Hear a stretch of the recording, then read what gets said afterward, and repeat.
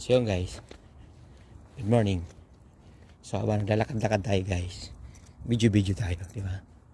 Naglalakad ako guys, galing ako dun sa bahay ng sa bahay ng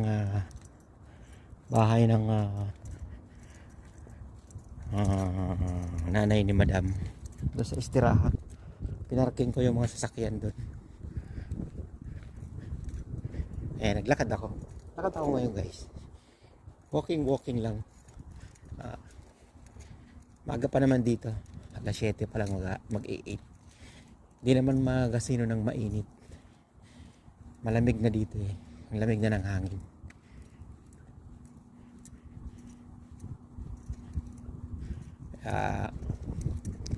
Kahit malayo yung lalakarin mo, ang problema kasi may makalapati guys. Kalapati. Malayo yung lalakarin mo, walang problema kasi malamig na naman eh. Ganito guys, nagpapagawa dito ng bahay yan. Mga gamit, hollow blocks, yan, nasa labas lahat. Saminto, nandito sa labas lahat. Mga kahoy, mga ginagamit sa panggawa ng bahay guys, nasa labas lang yan guys lahat. Kaya pero hindi nawawala yan guys. Mga hollow blocks, tiles na nasa labas, di ba?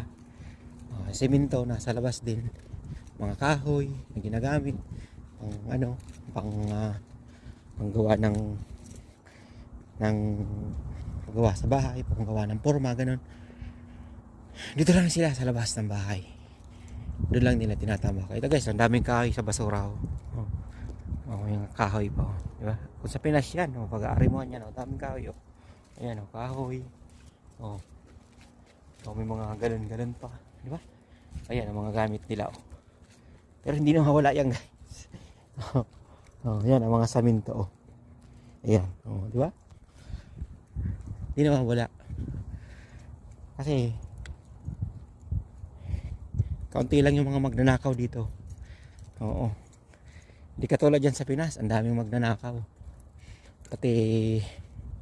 Pati gobyerno magnanakaw na din. Di ba? Maraming magnanakaw dyan sa Pinas. Pati gobyerno nga. Pati gobyerno, no? Pati gobyerno magnanakaw na din. Yatay. Di ba? Yan ang plaza guys.